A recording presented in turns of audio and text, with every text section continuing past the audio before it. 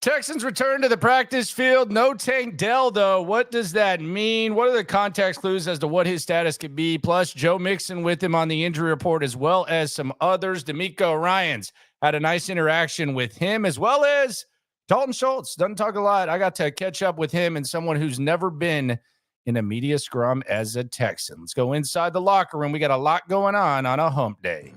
Yeah. It's the locker room on YouTube. You know what it is. Let's get it. Hey, locker room. Yeah, we in the locker room. Texas talk. Yeah, you know what we about to do. Localize every angle is what we really do.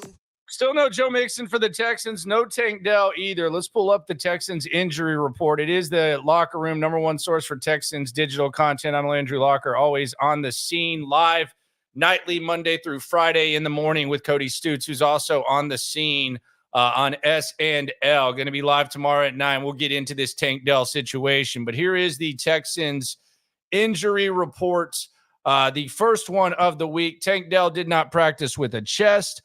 Fatukasi has a shoulder. He's been banged up for a while. Kenyon Green limited. He was out there. Mixon did not practice. He still got the ankle. Jared Patterson, he was out there limited. Dameon Pierce, keep an eye on him. I saw that Aaron Wilson said that he's heading towards playing potentially. I would hold off on that, the Dameon Pierce thing. Although Aaron does his, I would just kind of hold off on that.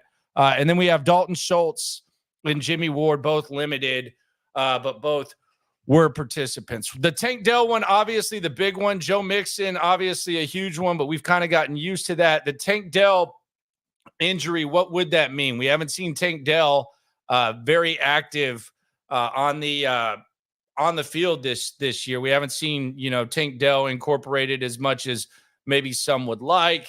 What does that mean if Tank Dell can't go? Does it mean it's more Robert Woods? Does it mean it's more Hutchinson? I think the automatic assumption is that Mechie goes out there. I don't know how much this really impacts Mechie. I think maybe we see more Woods, Hutchinson, maybe even Schultz in the slot.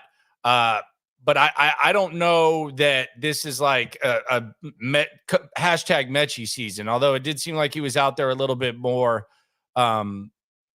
today than he had been in a while. So we'll see. The Mechie's like the polarizing natural thought. I don't know that is really going to be the case. But we'll see. We'll see tomorrow. Tomorrow we'll see who's on the practice field, and then on Friday we'll get the true grasp of that. DeMeco Ryans met with the media. I asked him about the Tank Dell thing. First of all, the injury. Second of all, he was out there late in a 4-score game. You'd taken CJ Stroud off the field. A lot of people take their starters off in that situation. Tank got hurt. Asked DeMeco about his act. I don't want to say he was defensive. I just think he had a firm answer and a strong defense for Tank being out there. I'll let y'all decide whether or not you agree with DeMeco. But here was what DeMeco Ryans had to say during his media availability.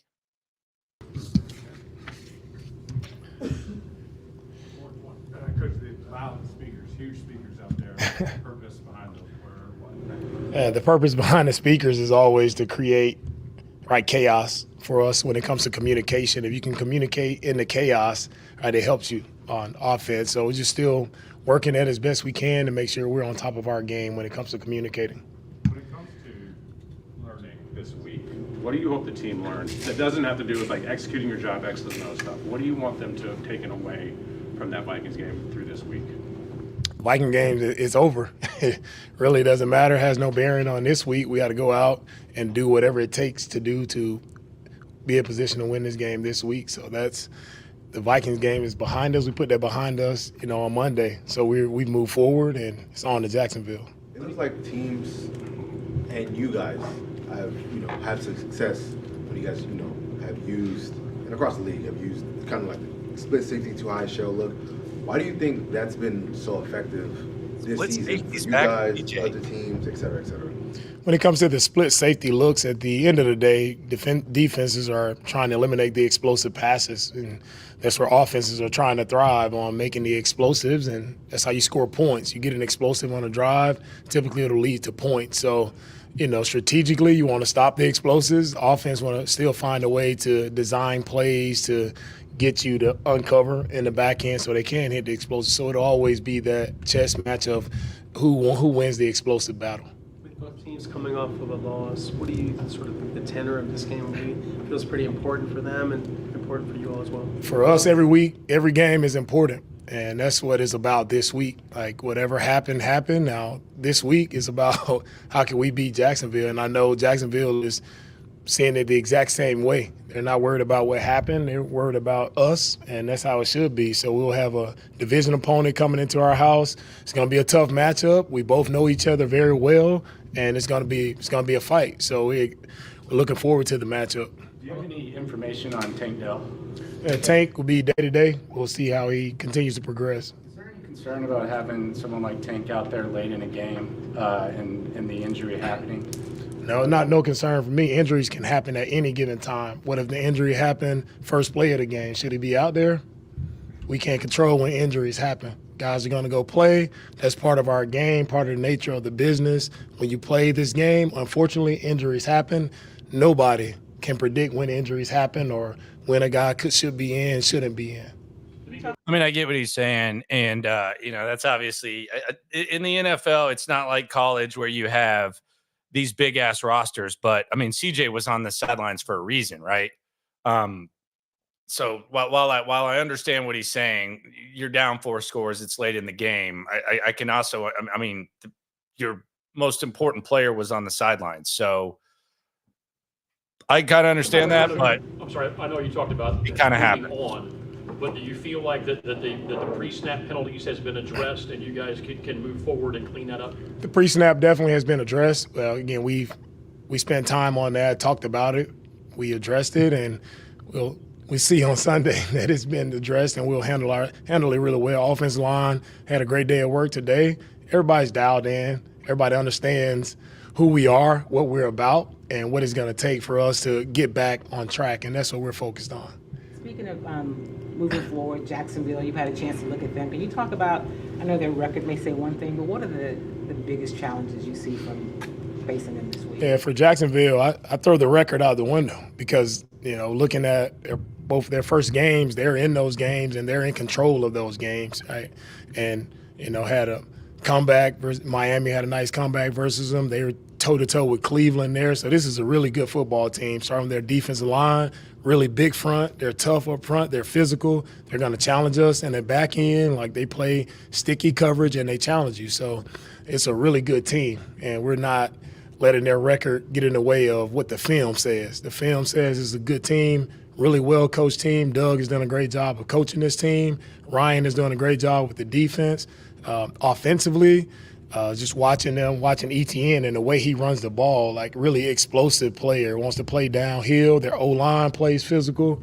ETN also does a great job of getting out in the passing game and the screens. So this can be an explosive offense for sure. And they get the ball out very quick. Trevor has done that his entire career, finding a way to get the ball out quickly. So we have to match up and we have to win our matchups. And that's what it's going to be vice versa on the other side for them. So it'll be a challenging game on both sides.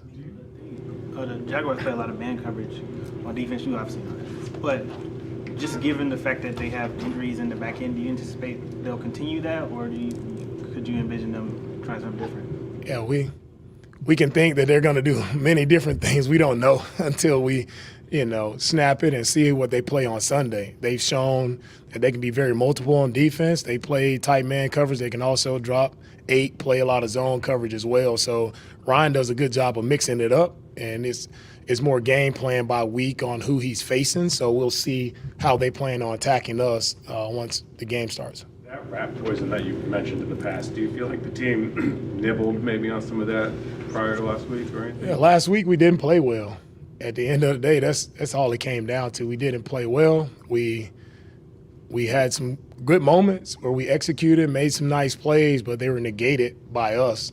So it's very hard to win, again, when you got the Texans and the Vikings playing against the Texans. That's pretty hard to win that game. So once we get the Texans out of the way and we just go focus on our opponent and we handle us well, then we'll be just fine. What's the balance? It seems like teams, especially when it's obvious, not obvious, but they have a tendency to, when you guys want to run the ball, it seems like they're slanting their defensive linemen inward to kind of pick off juice and prevent them to get to the second level. What's kind of the balance of trying to counter it by doing something completely different versus still trying to do what you guys want to do, which is outside zone, and trying to overcome that to be able to get the running game going? Yeah, running the ball, it starts with just a mindset of us just executing what we want to do first and foremost, and then we can go to the next thing, whether it's handling the stunts, the pirates, the club stunts. Like, yeah, all those come when you're playing a zone team. Everybody tries to attack it the same way because you want to get penetration versus a zone scheme, and we understand that. We've handled some well, some we haven't handled so well. So it's just a matter of us, putting our hat placement in the proper place, making the right calls, IDing the defenses the correct way, and us just playing fast and physical and playing on the other side of the line of scrimmage. You've talked about moving on to Jacksonville, and that's been one of your strengths as a coach. I saw one of your biggest proponents, Nick Bosa, after San Francisco lost. He said, we need to feel this loss. We need to move on, but we need to feel this loss. How do you want them to actually kind of feel that loss but move on at the same time? And how do you get that message across? For each player is different. I think each player handles losses different. For me, everybody felt it right when it happened. But if you continue to dwell on it, what you can't let happen is allow those mistakes or those feelings or whatever it was, you can't allow that to seep into the next week. And that's the biggest thing about it. However each guy feels about it, that's how they feel about it. But for me, it's you knock it out on Monday and we're on to the next one. DeMeco, when you look at Kalen and his rep count expanding week by week, where has been the biggest strength so far to his game and how he fits in with the secondary? And Kalen's strength continues to be him attacking the football. He had a play there versus the Vikings on the sideline. Would have loved him to come down with that play. But he has a unique knack for attacking the football and being around the football. Every game I think he's played in, he's touched the football. And so we're looking for Kalen to continue to improve upon that and really pull some down and, get some turnovers so we can get our offense a short field. Tim Settle Jr., it had been a few years since he had a game like that from rushing pass. I know you didn't get the win, but what did you see from Tim? Where Tim Settle on the back? Yeah, Tim has progressed really well with what we've asked him to do. Tim did a great job of, that's an example of a guy who he was doing his job, right? Pressing the pocket, playing big, playing physical in the middle of the defense. And with the guys winning on the edge, quarterback has to step up. And Tim is the beneficiary of those sacks because he's just doing his job. And that's our focus, man. Each and every game, each and every time we step out, everybody just do your part and you'll make the plays that you're supposed to make. So excited with what Tim is doing and excited to see him continue to build upon the game he had last week. Defenses approached CJ and the offense differently than last year because you have had some changes on offense, and CJ is a more experienced quarterback than last year. Have you seen a change in the approach the defenses have put on the field against CJ? Well, how teams approach CJ, it's been different. We've faced 3 different defenses this year, so each team has some different ideas and strategies for how they attack CJ, and it's not so much CJ, it's just the entire offense, right? What are we presenting a team, how teams are going to counter that, and what type of attack do they have? So it changes week by week. I think it'll be the same this week. We'll probably see some things that we haven't seen. With the game, it's all about adjusting, right, to whatever's thrown at you. On game day, you prepare, but you have to be able to adjust and adapt on game day and adapt quickly. Last one. One more. It seemed like, just throughout the first couple weeks that, there had been some struggles at times against kind of like that split safety look. All right, we're good. How many split safety questions are we gonna ask DJ? I got to talk to my boy DJ about this. How many different ways can you ask about the split safeties? My goodness, man loves the split safety. Mr. Clean is swarming the super chat. You ain't never hate. Swarm. Much love, Landry from Kentucky. Shout out to Kentucky. Really want to see Schultz involved next week. It feels like our best games are when Schultz is involved heavily in over the middle in the passing game. Yeah, I think that Dalton, I thought he was a little bit more banged up than he wanted to admit a couple of weeks ago. But whenever you lose Tank Dell, and you're not going to have Mixon, you got to find other ways to get guys involved. And this could be a good game for Dalton Schultz. He appears to be pretty focused on what's going on with the squad. He's pretty intense. He really doesn't speak a lot, but I went over to him today and was able to get about a couple minutes with him just to check his mindset. One of the leaders of the squad gets headline porned a lot when it comes to the Cowboys. Like he'll say something and then all of a sudden it like resurfaces. So I'm sure he's kind of a little bit reluctant there, but whenever he talks, he's pretty good. So here was my brief conversation with Dalton Schultz about heading into this ball game. Being able to fix the mistakes from Minnesota. Good. When you go back and you watch film, it's like never as good, never as bad. We put like obviously not the outcome that we wanted, but like there were some good pieces and like good plays that we put out there. We just kept shooting ourselves in the damn foot. So guys came in with the right mindset today, working on detail, working on the mistakes, working on kind of new stuff that we got to get ironed out. But yeah, feel good. Are you feeling, because you were a little bit more battle tested than a lot of the core of this team last year, are you feeling like you're seeing these guys able to, not that y'all didn't handle it last year, but they're better equipped to handle like disappointments like Minnesota? This is my favorite. Bounce back with it. I mean, that's the nature of the league, dude. Like I love the hip Dalton. He's such a bro, dude. That's the nature of the league, dude. Like, you're gonna have the best team in the league, might get beat, by 20 one week. It's just sometimes that's how the business goes, and it's about how you're able to kind of correct and come back the next week. And so, short mindset, get in here, fix them up, come back ready to work, ready to swing. DeMeco said different players handle losses different. How long does it take you to start looking at the next game? I'm looking at the next game. For me, I was looking at it like Monday. Okay. I woke up, I started watching film. Honestly, if like we have a 12 o'clock game and our next opponent's playing Sunday Night Football, I'm watching that game. So it's like win, lose, draw. Like you got to find out, what your process is. And for me, it's like watch them as soon as you can. Get ahead of things. Appreciate you, man. Yeah. Thank you very much. All right, there you go. That's Dalton Schultz. I like Dalton a lot. He's such a bro. But yeah, maybe he is the guy that quote benefits from the absence of Tank Dell and Joe Mixon, and they find more ways to get him involved. The problem is, though, and this is the problem with it, is we can dismiss the offensive line performance and say it's just penalties, but the thing about that is if they're not blocking great either.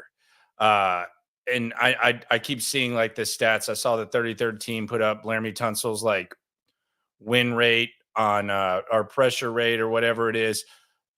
I get that that's a thing, but if you're getting 6 penalties in a game, isn't that just as bad as a sack?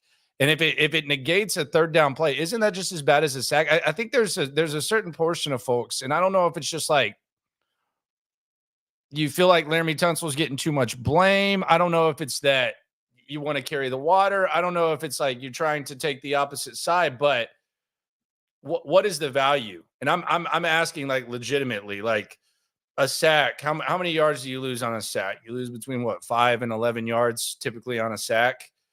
If you're drawing up a play and that play gets negated by a penalty, like, is that worse than a sack? Is it the same value as a sack? Is it not as big of a deal? I mean, for one thing, you're giving the defense the look. So let's say that it's like something that you have drawn up. If that gets taken away, what is it? So I'm not one of these people that says Landry Tunsil should get benched. I think that's idiotic. But I also don't think that 5 penalties, like if he had a low pressure rate or whatever on Sunday, I don't give a rat's ass. And I mean, what standard are we holding the guy to if that's like something to celebrate when he has 5 penalties? I mean, I don't know the value. I don't think it's anything to completely yawn at all. So that's just kind of how I feel about the Tunsil thing. We'll see how he handles it. We'll see how Titus Howard handles it, but they just got to be better than they were Sunday. And I think they know that, but I don't, any fan reaction doesn't bother me. Like I doesn't, oh my God, why are the fans acting? So, I mean, that's how the reaction is. Be yourself, man. Like, go out there. Like if you're a media type or whatever, like the fans are, who cares? I mean, they're your audience. Like if they're getting passionate and stuff, that's fine. Like individualize. Like if someone says something dumb in the chat, we can individualize. But yeah, I wouldn't blame anyone for being pissed off at Laramie Tunsil. And I damn sure wouldn't put like the pass rush win rate as something there. Do we have a conspiracy theory here? Suspicious. It seemed like the most penalties were either on third down or close to field goal range. I mean, what do you mean by suspicious? I mean, this is not like these aren't judgment calls, So that's, I mean, I like the pictures of 3 penalties and only one of them being called. That doesn't negate it. It's not like they're calling a pass interference or a holding or something like that. Like a false start's a false start. I don't know what, like, do you think it's suspicious? You think they're trying to prevent them from scoring or what? I don't know what that means.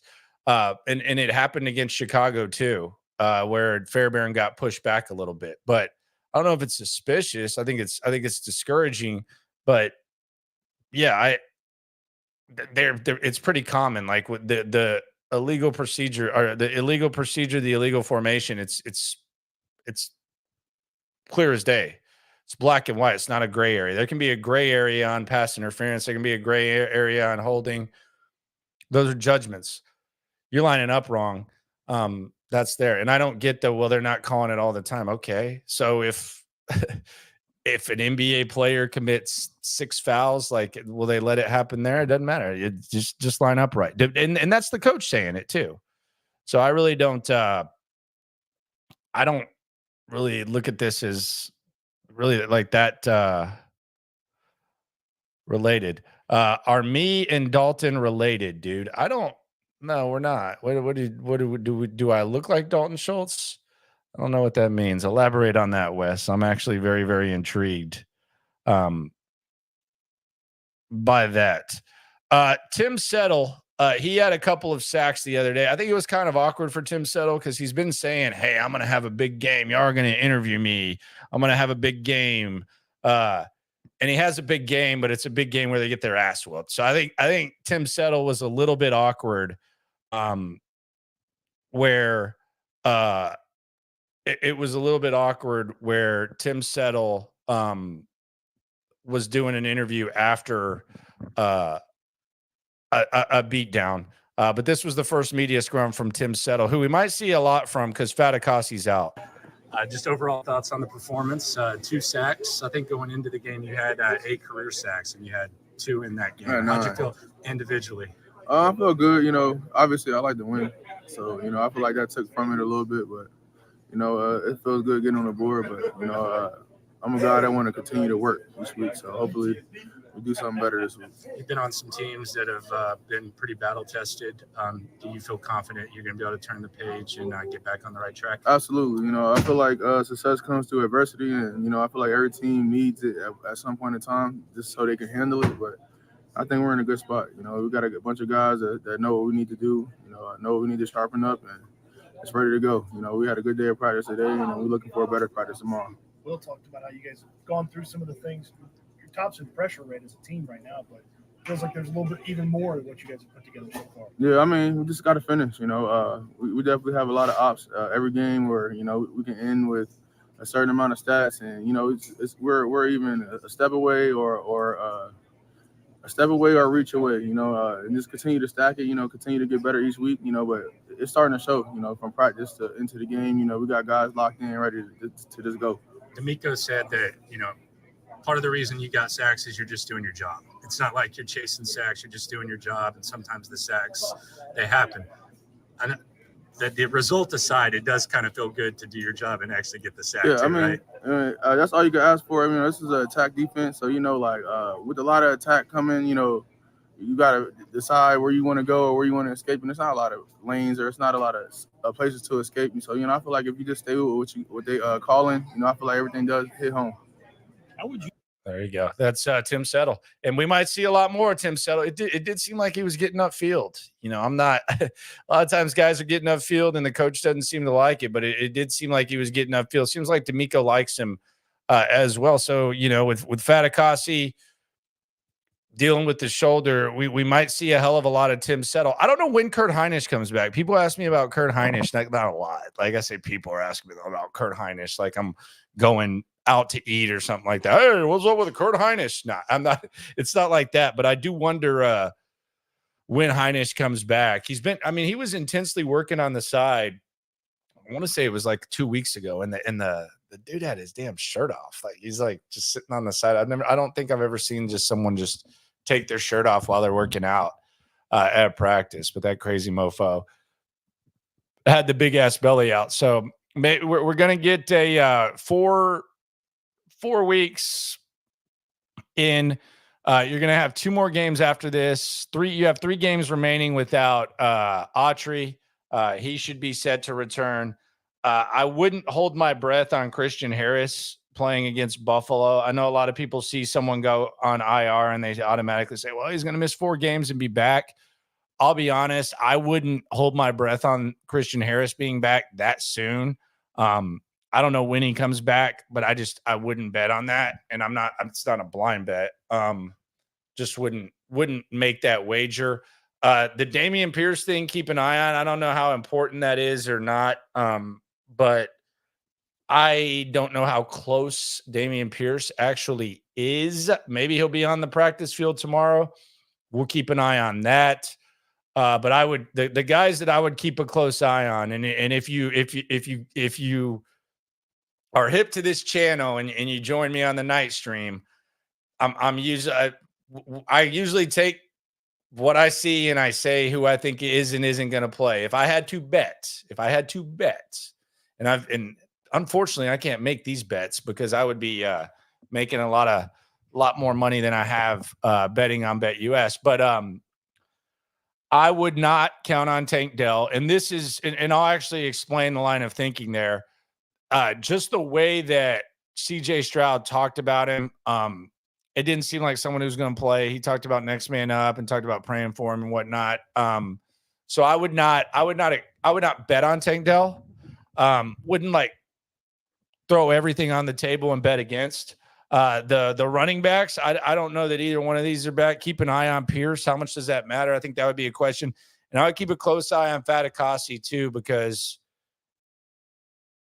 when you're talking about a shoulder and you go play a game and then especially at that position, and then you're on the injury report the next day, I got to think it's banged up. Like, like a receiver or running back, like playing with a hurt shoulder anytime you play football is tough. But a D lineman, like an interior D lineman having to do all that they do, I don't even know how the hell you do that, honestly. That's just, those guys are absolute dogs. To be able to do that. So I would keep an eye on Fatukasi. So we'll see. People are asking about Mechie. Do we see Mechie? I don't know, man. Like, do they activate Mechie? Maybe. Is he like a big factor? I really don't know. I'm keeping a close eye on what they're going to do with the tight ends too. Because I'm seeing Irv Smith out there. He's got a little extra kick. I wonder if they activate Irv Smith this week and just see if he can help out with Brevin Jordan out. I know there were high hopes for him when he was drafted. So maybe we see like some Irv Smith action this week. That wouldn't shock me. But I don't know. Like, I don't know that they're just dying to free John Mechie right now. I don't think that's I don't think that's something I would bet on. Is Mechie. Maybe he's active. How involved is John Mechie going to be? I don't know. I think they like Woods a little bit more Hutch. I'm a big Hutch fan too.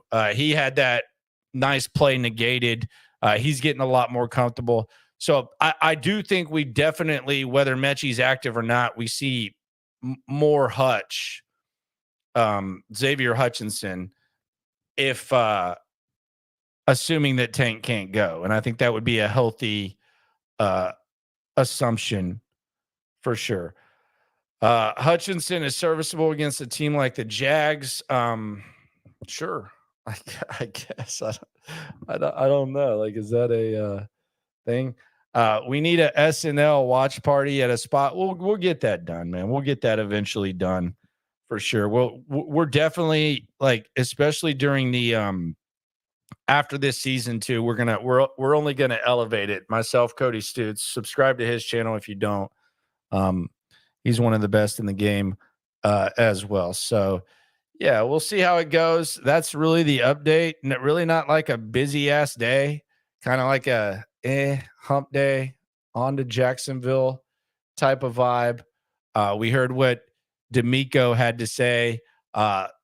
Do we want to hear from the QB? The QB wasn't very long today. CJ Stroud met with the media.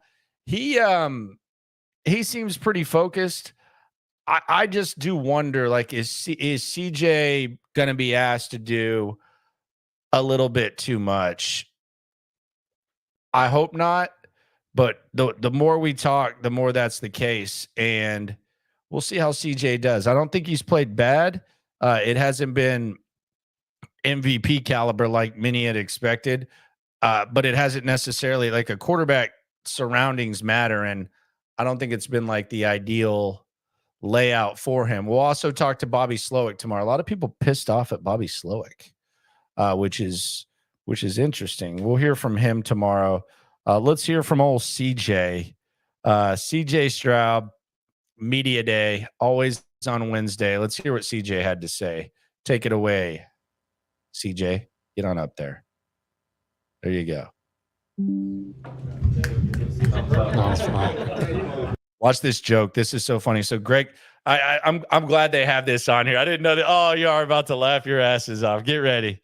Get ready. I'm gonna set the scene here. Woo-wee. Okay. So Greg Bailey he's a good dude. Shout out to Greg Bailey, local TV dude up here. I know this isn't like just a local channel. There's a lot of people who are like, who's that? But he's kind of like the I don't know if hokey's the right term, but he's kind of like the upbeat TV guy, like, hey, I'm Greg Bailey. Like, if you ever seen him, you've seen Greg Bailey. Well, Greg Bailey's in the back, and CJ's like, let's go, let's hurry. He's just kind of kidding around. And Greg Bailey tries to make a joke, and he says, CJ, you should clap like a snap to get the press conference started. I think he was just trying to make like a normal joke, but I thought that maybe CJ heard it as like kind of making fun of them for snap counts and pre-snap penalties and all that type of stuff. And he kind of gave Greg a hard time for the joke, and it was really, really funny. Here you go. I'm so glad this was on. This was pretty funny to start the press conference. No, it's fine. Yeah.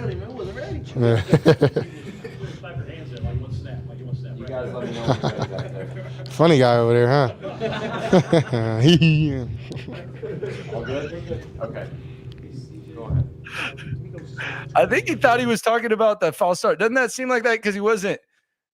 Because Greg was. I think he thought he was like making fun of the false start thing. Is that not what y'all saw? I mean, I was right there. That he's looking right over my head here. Yeah.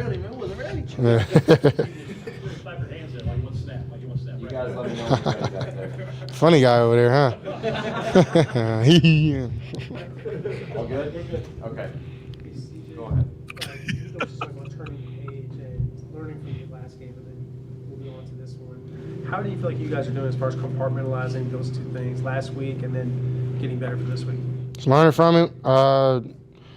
Really just, one thing for me is like just keeping our confidence, keeping our swag, like don't let one game define who we are, you know what I'm saying? So it's early in the year, you know, we still are a really, really good football team, and we're going to go out there and prove that, you know. So got to learn from our mistakes, but also, you know, can't hold our heads down and not learn from it and just really just start sulking in our own like sorrow, you know what I mean? So still keep the swag. CJ, Nico talked about how Jacksonville, it maybe not have a win, but they feel like they are a better team than what the record says. From what you've seen on film early, what have you seen that you like about them? I think that's exactly right, man. I think they were doing really well against Miami, really had that game in the bag, and then same thing with Cleveland, played them really tough, and then, of course, kind of had a little off day, but against the Buffalo. But I don't think their record speaks for what type of football team they are. I think they're, really solid, especially on defense. Have a really great D-line, starting with Josh Allen, and then, got Armstead and 44 on the other side, and Cisco's playing good ball, 5, and Cisco getting coached really well. So got another great defense we got to play. Drew Hill Got to be on our A game, but I definitely don't think that their record shows exactly what they put on film. How helpful will it be to last year you played against that DC when you guys went to Atlanta? How helpful would it be to go against use that memory bank to go against them this week, even though it's with the Jaguars? Yeah, we'll see. I think a lot of teams are playing us different than they play other teams. So just got to be able to adjust and see what's out there, and if we got to move on from certain things, move on or keep to our plan. So definitely just fully aware of people are talking about the Greg Bailey thing. The thing about it is Greg Bailey is literally the most harmless person in the building. So I just think I don't think that he was trying to score. I might do something like that, but I think he was literally just trying to make a joke, and it just kind of came across as weird. Not weird. It just came across as not a good joke. I think CJ thought he was making fun of the procedures.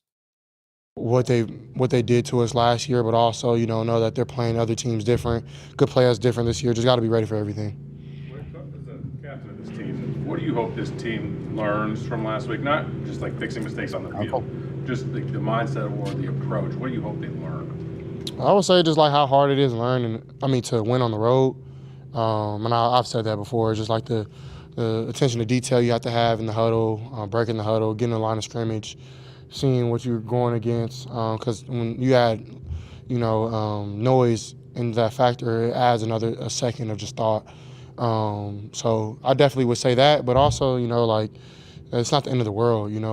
There's a lot of things we can get better, and it's good that we're going to do it now because it has to be done. So I said those are my messages to the team, with other things, but some of the main things. You mentioned how teams are playing you all different, a lot of too high shell. What do you think of that multiple teams are trying to? What are we doing with this too high shell thing? What's going on here? The same thing and trying to prevent it. Who's into that? It was a brief topic with Mel Kiper. Who's into that? I feel that's kind of what you get when you're making plays, throwing the ball. I think we leveled that out week 1, being able to run it. So we got to get the run game rolling, and but I do believe we have been putting together really good drives. We just got to stop shooting ourselves in the foot and be disciplined. So once I think we stop doing that, we'll stay on the field, get more points, and just keep driving. Because I do think if we have to be methodical and move one play one at a time, getting 5 here, 4 here, 6 here, whatever the case may be. We got to be able to do that and adjust. So I think I got a lot of this in college as well, but also a little bit last year towards the back end. So I definitely do think that we have the guys to make anything work because, we want to win, and I think that's the main priority. You're touching on this with all of this, keeping the confidence, the swagger, and maybe cleaning up a few things. Do you feel like you guys are very close to being the offense that you want to be if you can sustain a couple more drives? For sure. Yeah, I think that's hit it on the nail. A lot of things didn't go our way in that past game, and a lot of people from the outside are like, oh, what's going on? It's all crazy. But I think internally we know what we are. We know what work we've put in and what foundation we set. We just got to get back rolling on what we know Texan football to be. And I think once we start, owning into the little details, being more intentional, we'll start rolling again. CJ, with that being said, do you think that it's unfair, some of the criticism that Bobby is taking because of, the outside noise saying that the play calling? They say everything, bro. I was told Coach Day, who taught me a million things. It's a good when I was in college, and it rang true when I got to the league.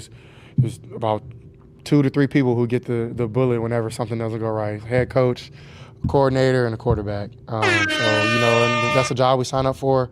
And, Slow has done a good job of just keeping the head down, working. But, we all have faith in him, and we know that he's trying to put us in the best positions, and we got to buy into the system just as much as he has to call good plays. And, we're it's not a finished product just because you add good players on the team. It's a work in progress, and, you don't really get your set, like, football team, I feel, until, like, week 5, week 6. But, the time is of essence, and, we got to get rolling. But, I have the utmost faith in Slow, and I know that, he's been great, but we got to buy into the system just as much as he got to call great plays. And we know we all grown men, we got to do our jobs. So, we all talk about we got each other's back, and we're going to keep hold each other accountable and having each other back. I know it's still early in the week, but if Tank can't go, what will this offense miss this week? It's hard to say. We haven't had to deal with that this year, but we have other guys that are well equipped. But would we love one of the best receivers in the league to be out there for sure? But it's always sadly in the league, next man up. Got to find a way to win a football game. You know what I mean? So, we're praying for Tank. Hope he's okay, and we know that hopefully he's trending up. But whatever happens, we got to be able to try to win. How long does it take you to move on? Because I've seen DeMeco said different players handle it different. Some people want to feel the loss.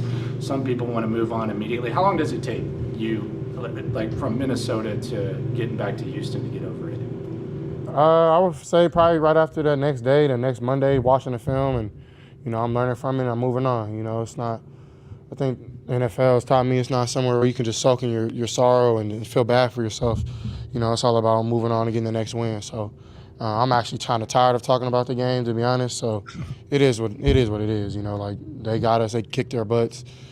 Kudos to those guys. It's week 4 now. We're gonna move on. We're gonna play, against the Jaguars, a good team, and we're gonna focus on that.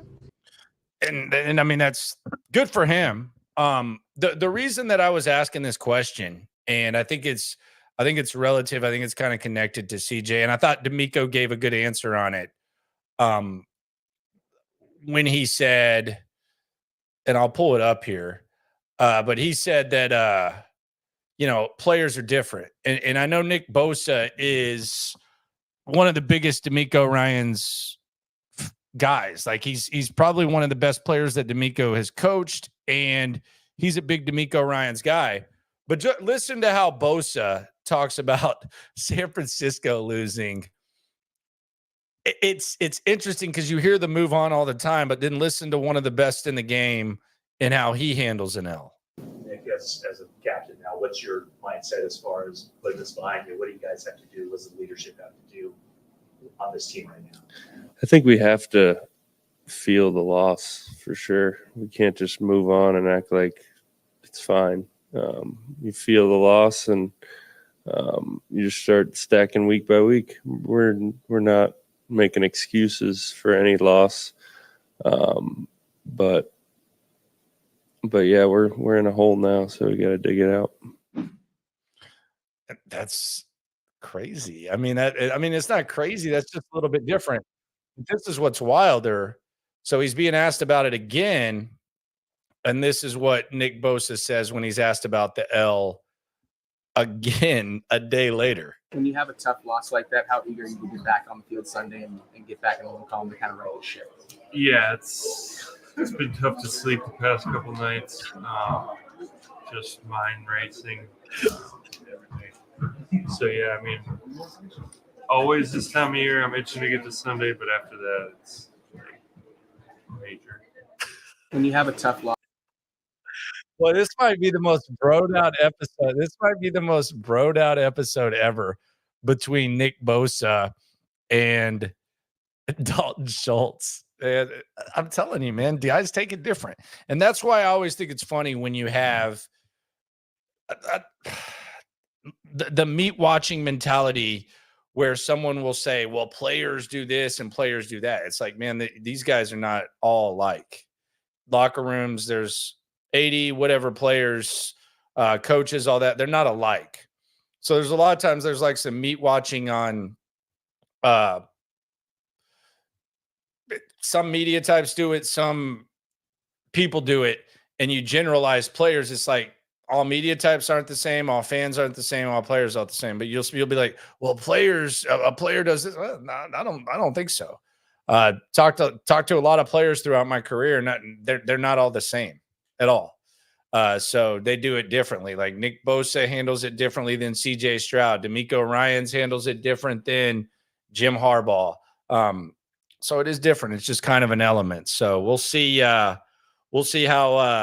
that whole thing goes. Someone says Jerry Jones loves to meet. Watch, man, you know what he was saying there. He was just saying the dude was a badass. That whole thing, and he was with Jamie Foxx. I thought that was crazy that went viral. Appreciate everyone for coming through. Be sure to subscribe, like, right along. Quick turnaround, 9 a.m. SNL with myself and Cody Stutes. We'll get more into this Tank Dell thing. We'll get into this Joe Mixon thing. How do they solve each of those things? And we'll also look ahead to practice because we're going to hear from the coordinators. A lot of y'all mad at Bobby. Y'all don't like Bobby's World, not the cartoon, the OC. So we'll hear from Bobby Slowick. We'll keep this going. Practice update tomorrow. And always remember when it comes to this Texan stuff, we're all in it together. Have a good night. Appreciate you. Angle's what we really do. We the source, we the pulse of the city too. Landlocked, got the game in the headlock. Localized every time, can't stop, won't stop. Yeah, we top 2 and we not too. Plugged in daily digital on YouTube. We got taste for days, opinions to give, we got takeaways.